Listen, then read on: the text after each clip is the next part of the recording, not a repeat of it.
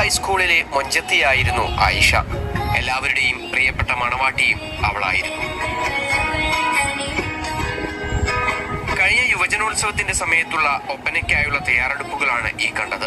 ജില്ലാതലത്തിൽ വരെ മികവ് കാട്ടി ആയിഷയും സംഘവും. അടുത്തയാഴ്ച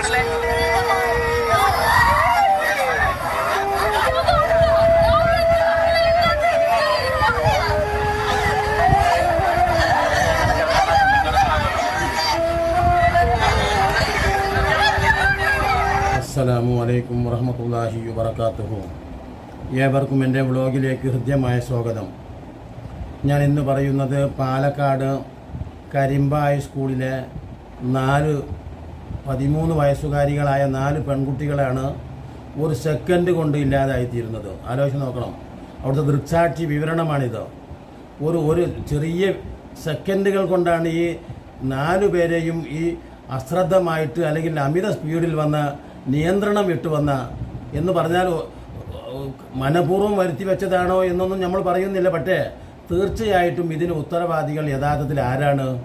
ഇവിടുത്തെ ഡ്രൈവർമാരും ഇവിടുത്തെ അതോടൊപ്പം തന്നെ ആ വാഹനങ്ങളുടെ ഉടമസ്ഥരും അതോടൊപ്പം തന്നെ ഭരണകൂടത്തിൻ്റെ പിടിപ്പുകേട് കൊണ്ട് നമ്മുടെ വ്യക്തതയില്ലാത്ത റോഡിൻ്റെ വളവും തിരിവും അതിൻ്റെ നൂലാമാലകളും അതിൻ്റെ നൂലാമാലകളിൽപ്പെട്ട് പണിയെടുക്കാതെ കിടക്കുന്ന റോഡുകളും ഒക്കെയാണ് യഥാർത്ഥത്തിൽ ഈ പിഞ്ചു കുഞ്ഞുങ്ങളെ ഈ നടു റോഡിലിട്ട് കശാപ്പ് ചെയ്തത് എന്ന് നമുക്ക് സമ്മതിക്കേണ്ടി വരും, പറയേണ്ടി വരും.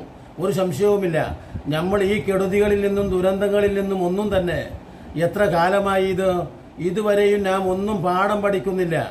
മറിച്ച് ഒരു അപകടമുണ്ടാകുമ്പോൾ അവിടെ ഓടിയെത്തുന്ന മന്ത്രി, അവിടെ ഓടിയെത്തുന്ന സ്പീക്കറെ കൊണ്ട്, മുഖ്യമന്ത്രിയെ കൊണ്ട്, MLA കൊണ്ട് ഈ സമൂഹത്തിന് എന്ത് ഗുണമാണുള്ളത്? യഥാർത്ഥത്തിൽ പറയേണ്ടത് പറയേണ്ടിടത്ത് പറയാതെ ചെയ്യേണ്ടത് ചെയ്യിപ്പിക്കുന്നതിന് വേണ്ടി ത്രാണിത്തമില്ലാത്ത, നോക്കണം, ആ ഭരണകൂടങ്ങളെ കൊണ്ട് കാര്യങ്ങളെ ചെയ്യിപ്പിക്കാൻ തക്ക കഴിവുണ്ടായിരിക്കേണ്ട ഒരാളാണ് യഥാർത്ഥത്തിൽ നമ്മുടെ ജനാധിപത്യ രാഷ്ട്ര പ്രക്രിയ. ഉദാഹരണം, നമ്മളൊക്കെ വോട്ട് ചെയ്യുന്നത് ജയിപ്പിക്കുന്നത് MLA-യെയും മന്ത്രിയെയുമാണ്. ആലോചിച്ച് നോക്ക്. അതോടൊപ്പം തന്നെ ആ രാഷ്ട്രീയത്തിൻ്റെ ഓരോ തലക്കലും ബന്ധമുണ്ട്. അങ്ങനെയുള്ള panchayat member, panchayat president, municipal ചെയർമാൻമാർ, കോർപ്പറേഷൻ ചെയർപേഴ്സൺ തുടങ്ങി ഇവരെല്ലാവരും ഒരു നെറ്റാണ് തീർച്ചയായിട്ടും. അതോടൊപ്പം തന്നെ ആ നെറ്റിൽ കുടുങ്ങിക്കിടക്കുകയാണ് നമ്മുടെ ഉദ്യോഗസ്ഥ വൃന്ദവും ഈ രാഷ്ട്രീയ വൃന്ദവും കൂടെ ഒന്നിച്ച്. അതുകൊണ്ട് തന്നെയാണ് ഈ റോഡുകളുടെ കള്ളപ്പണി കാലങ്ങളായിട്ട് എന്താ പറയുക, കേരളത്തിൻ്റെ റോഡുകളിൽ നിന്ന് നമ്മൾ എങ്ങനെയാണ് ഒറ്റപ്പെട്ടു വരുന്നത് എന്ന് ദൈവികമായ അനുഗ്രഹം കൊണ്ടും ഭാഗ്യം കൊണ്ടും മാത്രമാണ് ഓരോ ദിവസവും ആളുകളുടെ മരണസംഖ്യ ഇത്രയേറെ കുറയുന്നത്. ഓരോ വീട്ടിൽ നിന്നും ഓരോരുത്തർ പോലും പുറത്തു പോയാൽ ആ കുട്ടികൾ തിരിച്ചു വരുമെന്ന് ഓരോ വ്യക്തികളും ആ കുടുംബത്തിൽ നിന്ന് നമ്മളൊക്കെ യാത്ര ചെയ്യുന്നവരാണ്. ബസ്സിലാണെങ്കിലും ഓട്ടോറിക്ഷയിലാണെങ്കിലും ബൈക്കിലാണെങ്കിലും ഈ കുഞ്ഞുങ്ങൾ എവിടെയും യാത്ര ചെയ്തതല്ല. അതാ നോക്കേണ്ടത്. ആ പാവപ്പെട്ട ആ കുഞ്ഞുങ്ങൾ ഇടത്തരം കുടുംബങ്ങളാണത്. അവിടെയുള്ള ഒരു കുട്ടി റിദാ ഫാത്തിമയുടെ ഉപ്പ 2 തലയും മുട്ടിക്കാൻ പാടുപെടുന്ന റഫീഖി എന്ന ഓട്ടോറിക്ഷ ഡ്രൈവർ. അതോടൊപ്പം തന്നെ മറ്റാരും തന്നെ ഇടത്തരം കുടുംബമാണ്. വളരെ പ്രതീക്ഷയോടെയാണ് ആ കുഞ്ഞുങ്ങളെ വളർത്തി വലുതാക്കി കൊണ്ടുവന്നത്. അള്ളാഹുവേ, എന്തൊരു സങ്കടകരമായ അവസ്ഥയാണിത്.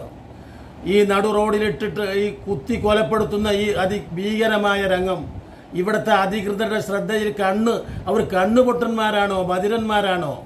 ആലോചിച്ച് നോക്കൂ നിങ്ങൾ. ഒരു റോഡും ഇന്ന് സുരക്ഷിതത്വമില്ലായ്മയിലാണുള്ളത്.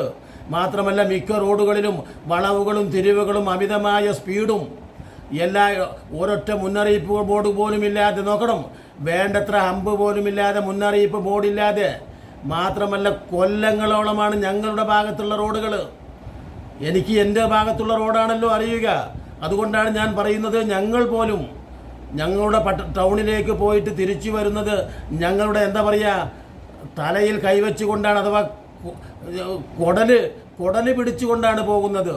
അത്രമാത്രം ഭയാനകമാണ് ഓരോ റോഡിലേക്കും നമ്മൾ തിരിഞ്ഞു നോക്കുമ്പോൾ നമ്മൾക്ക് കാണാൻ കഴിയുന്ന സങ്കടകരമായിട്ടുള്ള അവസ്ഥ. ഇത് നിങ്ങൾ ആലോചിച്ച് നോക്കൂ. ഇപ്പം ഞങ്ങളുടെ ഭാഗത്ത് ഞാൻ പറയുക, എന്തുകൊണ്ടാണ് അള്ളാഹുവിൻ്റെ ദൈവത്തിൻ്റെ അനുഗ്രഹം കൊണ്ട് മാത്രം മരണസംഖ്യ കുറഞ്ഞു പോകുന്നു എന്നതല്ലാതെ ഇവിടുത്തെ അധികൃതരുടെ പ്രവർത്തനം കൊണ്ട് ഒരൊറ്റൊന്നു പോലും തിരിച്ച് വീട്ടിലേക്ക് വരില്ല. എന്താ കാരണം? വളരെ എന്താ പറയുക, അരഞ്ഞാൻ കെട്ടിയിട്ടുണ്ട് ഞങ്ങൾ റോഡിന് എന്ന് പറഞ്ഞ് അഭിമാനിക്കുന്ന മന്ത്രിമാരുണ്ട് നമുക്ക്. ഗതാഗത വകുപ്പിൻ്റെ മന്ത്രി പറയുന്നത് ഈ തീരദേശ റോഡുകളൊക്കെ ഞാൻ അരഞ്ഞാൻ കെട്ടിയിട്ടുണ്ട്. ഇപ്പോൾ ടൗണിലൂടെ പോകുന്ന ഒരൊറ്റ റോഡും അരഞ്ഞാൻ കെട്ടാത്തതില്ല. ഇങ്ങനെയൊക്കെ അഹങ്കരിച്ചു കൊണ്ടിരിക്കുന്ന മന്ത്രിമാരും MLA-മാരും ഉള്ള ഈ നാട്ടിലാണ് അതിൻ്റെ പണി പൂർത്തീകരണം കഴിയുന്നതോടുകൂടെ പെട്ടെന്ന് തന്നെ പുറപ്പെട്ടിരിക്കുന്നു. ആര്? ജലസേചന വകുപ്പ് മന്ത്രിയുടെ നിർദ്ദേശപ്രകാരം ഉറച്ച് നോക്കണം, പാറ പോലെ ഉറച്ചു കിടക്കുന്ന ആ റോഡിൽ വെട്ടിപ്പൊളിച്ചു കളയുകയാണ്. എങ്ങനെ? ആ റോഡിൻ്റെ മധ്യഭാഗം മുതൽ ആ റോഡ് ഏകദേശം ഒരു 3 മീറ്ററോളം വെട്ടിപ്പൊളിച്ച് കിടക്കുന്ന ഒരവസ്ഥയിലാണ് ഞങ്ങളുടെയൊക്കെ റോഡ്. മാത്രമല്ല ആ റോഡിൽ എന്താ ചെയ്തിട്ടുള്ളത്? 2-3 ഓല ചീന്ത് കൊണ്ട് മറച്ചു പിടിച്ച് വലിയ ഗുഹകളുണ്ടാക്കി വെച്ചിരിക്കുന്നു ഈ ജലസേചനക്കാർ. എന്തിനു വേണ്ടി? ദിവസങ്ങളോളം അതിൻ്റെ പൈപ്പിടൽ ചടങ്ങ് എന്ന് പറയുന്ന ചടങ്ങ് മാസങ്ങളോളം കിടന്ന് വിണ്ടുകീറി കിടക്കുകയാണ് ഈ പറയുന്ന നടു റോഡിൻ്റെ നടുക്ക്.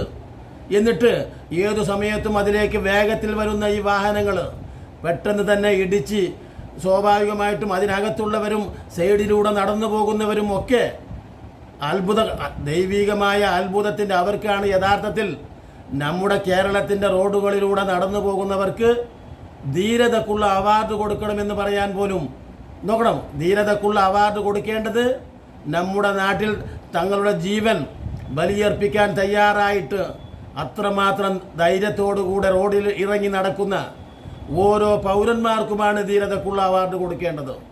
ഞാൻ പറഞ്ഞതുപോലെ നല്ല മെയിൻ റോഡിൽ നിന്ന് അതിൻ്റെ പകുതി ഭാഗവും കുത്തിപ്പൊളിച്ച് ഇട്ടിട്ട് പിന്നീട് മാസക്കണക്കിൽ കൊണ്ടുവന്ന് അതിൻ്റെ മറ്റൊരു സൈഡിൽ നിങ്ങൾക്കൊക്കെ കാണാം, അതിൻ്റെ മറ്റൊരു സൈഡിൽ ഈ ജലസേചന വകുപ്പിൻ്റെ ഏകദേശം ഒരു എന്താ പറയുക ഒരു 25-30 ഇഞ്ച് വ്യാസമുള്ള പൈപ്പുകൾ കൊണ്ട് നോക്കണം ഈ റോഡിൻ്റെ ഇരുവശവും ഇങ്ങനെ എന്താണ് അനാഥ പ്രേതം കണക്കെ വർഷങ്ങളോളം കിടക്കുന്ന ഒരു കാഴ്ച നിങ്ങൾക്ക് കാണാൻ കഴിയും. ഞാൻ പറഞ്ഞു വരുന്നത് അപകടങ്ങൾ വരുത്തി വെക്കുന്ന അപകടങ്ങളെക്കുറിച്ചാണ്. വരുത്തി വെക്കുന്നു എന്ന് പറഞ്ഞാൽ ആ സാഹചര്യങ്ങൾ ഉണ്ടാക്കുന്നത് നമ്മുടെ അധികൃതരാണ്. ഇവിടുത്തെ ഗതാഗത മന്ത്രിയും ജലസേചന മന്ത്രിയും തമ്മിൽ ഒരു പ്രത്യേക ഇവരൊന്നും അറിയില്ല യഥാർത്ഥത്തിൽ. ഈ റോഡ് നല്ല എന്താ പറയുക ഈ അരഞ്ഞാൻ കെട്ടിയ റോഡ് ഒരൊറ്റ സെക്കൻഡ് കൊണ്ട് കുത്തിപ്പൊളിച്ച് തോടാക്കി മാറ്റുമ്പോൾ ഇത് എന്തുകൊണ്ട് ഈ ജലസേചന മന്ത്രി ഇവരോട് ചോദിക്കുന്നില്ലേ? അല്ലെങ്കിൽ ഇവർ എപ്പോഴും കണ്ടുമുട്ടുന്ന നിയമസഭയിലും മന്ത്രിസഭാ യോഗത്തിലും ഇവരൊന്നും പറയുന്നില്ലേ? എന്നാൽ ഇവർക്ക് ഈ ഗതാഗത മന്ത്രിയും ഈ ജലസേചന മന്ത്രിയും ഒരാൾ തന്നെ ആയാൽ പോരെ? ഇവർ പരസ്പരം അങ്ങേയറ്റം ഇന്ത്യ പാകിസ്ഥാൻ പോലെയുള്ള ശത്രുതയുള്ളവരാണ് ഈ 2 വകുപ്പുകളും എന്നാണ് സാധാരണക്കാരനക്ക് മനസ്സിലാകുന്നത്. അതുകൊണ്ട് തന്നെയാണ് ഈ നിരപരാധികളായ ഈ കുഞ്ഞുങ്ങൾ ഉൾപ്പെടെ ആരാണ് ഇതിന് ആർക്കാണ് നഷ്ടം കൊടുക്കാൻ കഴിയുക? ചിലപ്പോൾ പറഞ്ഞെന്ന് വരാം, ഇൻഷൂർ കൊടുത്തെന്ന് വരും. അതും ആ അമിതമായ വേഗതയിൽ വന്നിട്ടുള്ള ആ ലോറിക്ക് സ്വാഭാവികമായിട്ടും ഇൻഷൂർ ഉണ്ടോ ഇല്ലേ, അത് തേർഡ് പാർട്ടി മാത്രമാണോ എന്താണ് എന്നൊന്നും നമുക്ക് അറിഞ്ഞുകൂടാ. ആ ഇൻഷൂർ അവർക്ക് ലഭിക്കുമോ, അതിൻ്റെ നിയമപ്രശ്നങ്ങൾ എന്ത്, വർഷങ്ങൾ എത്ര എടുക്കും, ഇതൊന്നുമല്ല. അത് ഇൻഷൂർ കോടിക്കണക്കിന് കിട്ടുകയോ കിട്ടാതിരിക്കുകയോ ചെയ്യട്ടെ, ഈ ജീവനെ ഇനി തിരിച്ചു കിട്ടാൻ ആർക്കാണ് കഴിയുക? ആലോചിച്ച് നോക്ക്. ഞാൻ പരിശുദ്ധ ഖുർആനിൽ പറയുന്ന ഒരു വാക്കുണ്ട്, മൻ ഖതല നഫ്സിൻ ബിഗൈരി നഫ്സ്. നോക്കണം, ഒരു മനുഷ്യൻ കൊല്ലപ്പെടുക എന്ന് പറഞ്ഞാൽ അത് ദുഃഖകരമായ സംഗതിയാണ്. ഒരു മനുഷ്യനെ ജീവിപ്പിക്കാനാണ് മനുഷ്യൻ ശ്രമിക്കേണ്ടത്. അധികൃതരുടെ ഭാഗത്ത് നിന്ന് ഇത്രയേറെ അനാസ്ഥയുണ്ടായിക്കൊണ്ടിരിക്കുന്ന ഈ സാഹചര്യത്തിൽ ഇതിൻ്റെ മുഴുവൻ ഉത്തരവാദിത്വവും അഥവാ ഈ കൊലപാതകത്തിൻ്റെ മുഴുവൻ ഉത്തരവാദിത്വവും ഇവിടുത്തെ ഭരണകൂടത്തിൻ്റെ തലയിൽ തന്നെയാണ് കെട്ടിവെക്കേണ്ടത്. ആലോചിച്ച് നോക്കേണ്ടതുണ്ട്. ഇത് വെറുതെ ഞാനങ്ങോട്ട് പറഞ്ഞു പോകില്ല. സാധാരണ കാൽനടയായിട്ട് മാത്രം പോകുന്ന കുട്ടികളാണ്. കാൽനടയായിട്ട് സഞ്ചരിക്കുന്ന ആളുകൾക്ക് പോലും റോഡിലൂടെ സുരക്ഷിതമായിട്ട് സഞ്ചരിക്കാൻ കഴിയാത്ത വണ്ണം അവരുടെ ജീവൻ അപകടത്തിലായിക്കൊണ്ടിരിക്കുകയാണ്. ആർക്കും വന്ന് നമ്മളെ സെക്കൻഡ് കൊണ്ട് അടിച്ചു മാറ്റിക്കളയാം. ശത്രുവിന് പറ്റും, അതോടൊപ്പം തന്നെ മിത്രത്തിനും പറ്റും. അതല്ല ഏതൊരു അശ്രദ്ധനായി വരുന്ന അഥവാ ഡ്രൈവിങ്ങിലൊന്നും പരിശീലനമില്ലാതെയാണെങ്കിലും നമ്മുടെ മേത്തേക്ക് ഇടിച്ചു കയറ്റാൻ കഴിയും. വാഹനം പരസ്പരം ഇടിപ്പിച്ച് കൊല്ലാൻ കഴിയും, ഇടിപ്പിച്ച് പോകാൻ കഴിയും. ഇതിനൊന്നും തന്നെ അടിസ്ഥാനപരമായ ഒരു ശിക്ഷയോ ഇവിടുത്തെ ഒരു പരിശോധനയോ നമ്മളിതില്ലേ സ്പീഡ് ഗവർണർ സ്ഥാപിക്കുന്ന ഒരു സംഭവവുമായി ബന്ധപ്പെട്ടപ്പോൾ എന്തെല്ലാം എന്തെല്ലാം ഒച്ചപ്പാടാണ് ഈ കേരളത്തിൽ നിന്ന് ഉദ്യോഗസ്ഥ തലത്തിൽ നിന്നും അതോടൊപ്പം തന്നെ ഈ വാഹനത്തിൻ്റെ ഉടമകളിൽ നിന്നും പരസ്പരം രാഷ്ട്രീയക്കാരിൽ നിന്നുമൊക്കെ ഉണ്ടായത്. എന്താ സ്പീഡ് ഗവേണിംഗ് എന്ന് പറഞ്ഞാൽ സ്പീഡ് നിയന്ത്രിക്കാനുള്ളതാണ്. അത് സ്വാഭാവികമായിട്ടും ഈ തരത്തിലുള്ള സ്കൂൾ ഭാഗത്ത് തീർച്ചയായിട്ടും അത് നിയന്ത്രിക്കാൻ ഓട്ടോമാറ്റിക് സംവിധാനങ്ങൾ വേണം.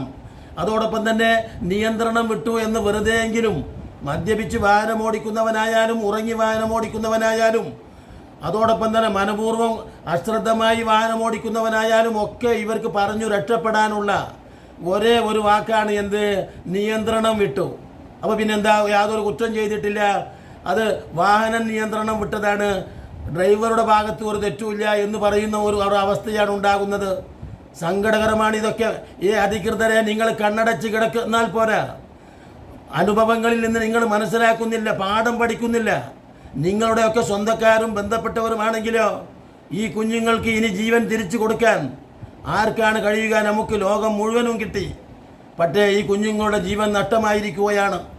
ഇനിയും നഷ്ടമാവാത്ത നാളത്തേക്കുള്ള ഈ കുഞ്ഞുങ്ങളെ ഇനിയും എത്രയെത്ര ലോറിക്കാരും ഡ്രൈവർമാരും ഗതാഗതത്തിലൂടെ ഇടിച്ചിട്ട് കൊന്നുകളയുമെന്ന് ആർക്കാണ് ഒരു ഇതുള്ളത് പറയാൻ കഴിയുമോ? നമുക്ക് ഓരോരുത്തർക്കും പറയാൻ കഴിയില്ല. മനപൂർവ്വം വരുത്തി വെക്കുന്ന വമ്പൻ വിനയാണിത്. അശ്രദ്ധ കൊണ്ടും കൃത്യവിലോപങ്ങൾ കൊണ്ടും അനാസ്ഥ കൊണ്ടും ഭരണകൂടത്തിൻ്റെ ഉറക്കം നടിക്കൽ കൊണ്ടും ആലോചിച്ച് നോക്കി. ഇത് വെറുതെ പറയല്ല. എന്തിനും കൈയിട്ട് ഇവർക്ക് ടാക്സ് ഇനത്തിൽ പൈസ കൊടുക്കുന്നുണ്ട്, ഇല്ലേ? ഇവർക്ക് മറ്റ് എല്ലാ കാര്യത്തിലും ഈ ഉപഭോക്താക്കളും പൈസ കൊടുക്കുന്നുണ്ട്. ആ റോഡ് അതിൻ്റെ നേരെ ചൊവ്വേ അവർ നന്നാക്കി എടുക്കുന്നില്ല. അതിൻ്റെ ആ വളവ് തീർക്കണമെന്ന് പറയുന്ന കാലങ്ങൾ എത്രയായി? 6 മാസങ്ങൾക്ക് മുമ്പ് MVD മുന്നറിയിപ്പ് നൽകിയതാണ് ഈ പറയുന്ന കരിമ്പ ഹൈസ്കൂളിൻ്റെ ഈ പാലക്കാട് കരിമ്പ ഹൈസ്കൂളിലെ ഈ കുട്ടികൾ ഇറങ്ങി പുറപ്പെടുന്ന ഈ വളവ്. പക്ഷേ എന്നിട്ട് പോലും അവർ എല്ലാ കാലത്തും റിപ്പോർട്ട് കൊടുക്കുന്നത് പോലെ തന്നെ മുന്നറിയിപ്പുകളൊക്കെ അവഗണിക്കുകയും റിപ്പോർട്ടുകൾ അവഗണിക്കുകയും ചെയ്യുക പതിവാക്കിയെടുത്തിട്ടുള്ള ഭരണകൂടങ്ങളാണ് ഇന്ന് നമ്മെ ഭരിക്കുന്നത് എന്ന് നമ്മൾ അറിയാതിരുന്നിട്ട് കാര്യമില്ല. എന്തു തന്നെയായാലും ഈ മൊഞ്ചത്തി എന്ന് പറയുന്ന ഈ കുഞ്ഞ് ആയിഷയുൾപ്പെടെ അവർ എന്നും കലാതിലകവും അതോടൊപ്പം തന്നെ ഒപ്പനയിൽ എപ്പോഴും എന്താ പറയുക, ഒപ്പനയിലെ സ്ഥിരം മണവാട്ടിയായിരുന്നു ഈ ആയിഷ എന്ന കുഞ്ഞ്. ആലോചിച്ച് നോക്ക്. അതോടൊപ്പം തന്നെ മറ്റു 5 പേരും അവരുടെ ആത്മാർത്ഥമായ സുഹൃത്തുക്കളുമായിരുന്നു. അജ്ന എന്നു പേരായ പെൺകുട്ടി എന്തോ ഭാഗ്യത്തിന് മാത്രം രക്ഷപ്പെട്ടതാണ്. ആ കുട്ടി വേദനിച്ചുകൊണ്ട് പറയുന്നുണ്ട് ചില കാര്യങ്ങൾ. ആലോചിച്ച് നോക്ക്. എന്തായാലും അവർ ഒന്നിച്ചു തന്നെ എല്ലായിടത്തും സംസാരിച്ചു, നടന്നു, തോളിൽ കൈയിട്ട് പിടിച്ചു ഒക്കെ ചെയ്തു. ഒന്നിച്ചു തന്നെ അവർ ഖബറിലേക്കും യാത്രയായിരിക്കുന്നു. ആലോചിച്ച് നോക്ക്. വല്ലാത്തൊരു വേദനാജനകമായ ഇന്നലെ വരെ വീടിൻ്റെ അകത്തളത്തിലും സ്കൂളിൻ്റെ പുറന്തളങ്ങളിലും ചാടി ഉല്ലസിച്ച് ചിരിച്ചും പാടിയും നടന്നിരുന്ന ആ കുഞ്ഞുങ്ങൾ എന്തുമാത്രം സങ്കടകരമാണ് നമ്മെ വരുത്തുന്നത്. എനിക്ക് പറയാൻ പോലും കഴിയുന്നില്ല. അത്രമാത്രം നമ്മുടെ കുഞ്ഞുങ്ങളാണെങ്കിൽ നോക്കണം. നമ്മുടെ ബന്ധപ്പെട്ടവരുടേതായിരുന്നെങ്കിൽ നോക്കണം. ഇവിടുത്തെ അധികൃതരുടെ ബന്ധപ്പെട്ടവരുടെ ആയിരുന്നെങ്കിൽ ആലോചിച്ച് നോക്കി. സ്കൂളിൻ്റെ പുറന്തളവും വീടിൻ്റെ അകത്തളത്തിലും എന്നും സന്തോഷകരമായി തുള്ളിച്ചാടിയിരുന്ന ഈ കുഞ്ഞുങ്ങൾ 4 പേരും ഇന്ന് ഖബറിലേക്ക് പോയിരിക്കുകയാണ്. അള്ളാഹുവേ, നീ ഇത്തരത്തിലുള്ള ദുരന്തങ്ങളിൽ നിന്ന് ഞങ്ങളെ എല്ലാവരെയും കാത്തുരക്ഷിക്കണമേ. അള്ളാഹുവേ, അതുപോലെ തന്നെ മരിച്ചു പോയിട്ടുള്ള ആ കുഞ്ഞുങ്ങൾക്ക് അള്ളാഹുവേ നീ സ്വർഗം നൽകി സഹായിക്കണമേ. അള്ളാഹുവേ, അവർക്ക് നീ മഗ്ഫിറത്ത് നൽകണമേ. അവരുടെ കുടുംബങ്ങൾക്ക് നീ ക്ഷമ നൽകണമേ. അള്ളാഹുവേ, അതുപോലെ തന്നെ നിൻ്റെ അനുഗ്രഹത്തിൻ്റെ നിൻ്റെ കാവലിൻ്റെ മാലാക്കന്മാർ അള്ളാഹുവേ ഞങ്ങളെ വിട്ടുപൊഴിയുന്ന ഒരവസ്ഥ ഉണ്ടാവരുത്. ഞങ്ങളുടെ ഭരണകൂടങ്ങൾ അള്ളാഹുവേ പ്രജകളുടെ കാര്യത്തിൽ യാതൊരു താല്പര്യവുമില്ലാത്ത ഭരണകൂടങ്ങളാണുള്ളത്. അതുകൊണ്ട് സർവശക്തനായ അള്ളാഹുവേ, ആ ഭരണകൂടങ്ങളിൽ നിന്ന്, അവരുടെ അനാസ്ഥകളിൽ നിന്ന്, അതുവഴി വരുന്ന വിപത്തുക്കളിൽ നിന്ന് അള്ളാഹുവേ ഞങ്ങളെ നീ സഹായിക്കണമേ. ദുനിയാവിലും പരലോകത്തും നിന്റെ സംരക്ഷണ സഹായങ്ങൾ ഞങ്ങൾക്കുണ്ടാവണേ. അള്ളാഹുവേ, ഇനിയെങ്കിലും ഈ അധികൃതരുടെ കണ്ണ് നന്നായി ഒന്ന് തുറന്നിറങ്ങുന്നെങ്കിൽ എന്ന് പ്രത്യാശിക്കുകയാണ് ലോകം. അള്ളാഹുവേ, അവർക്ക് ഇത്തരത്തിൽ കണ്ണടച്ച് ഇനിയും എത്ര കാലമാണ് ഈ കണ്ണടച്ചുകൊണ്ട് മനുഷ്യരുടെ കണ്ണുനീരിന് ഒരു സ്വല്പം പോലും വില കൊടുക്കാത്ത നോക്കണം രാഷ്ട്രീയക്കാരൻ ഒരു രാഷ്ട്രീയത്തിൻ്റെ പേരിൽ എന്തെല്ലാം ഇവിടെ അലങ്കോലമുണ്ടാക്കുന്നു. പാവപ്പെട്ട ഈ കുഞ്ഞുങ്ങൾ ഈ വിട പറഞ്ഞിട്ട് അടിസ്ഥാനപരമായി ഒന്നും ചെയ്യാൻ കഴിയുന്നില്ല. എന്ന സങ്കടകരമായ വാർത്ത പോലും നമ്മളെ ഞെട്ടിക്കുന്നതാണ്. ഇനി വരും ദിവസങ്ങളിൽ കുറേ അതിൻ്റെ രഹസ്യങ്ങൾ പുറത്തു വരും. ആലോചിച്ച് നോക്ക്. അതുകൊണ്ട് തന്നെ സർവശക്തനായ അള്ളാഹുവേ, മരിച്ചു വിട പറഞ്ഞ ആ കുഞ്ഞുങ്ങൾക്ക് നീ സ്വർഗം നൽകി, ആ കുടുംബത്തിന് നീ ക്ഷമ നൽകി. ഞാൻ വീണ്ടും വീണ്ടും നിന്നോട് അള്ളാഹുവെ അഭ്യർത്ഥിക്കുകയാണ്, ആവശ്യപ്പെടുകയാണ്. വാഖിറ ദഅ്വാന അനിൽ ഹംദുലില്ലാഹി റബ്ബിൽ ആലമീൻ.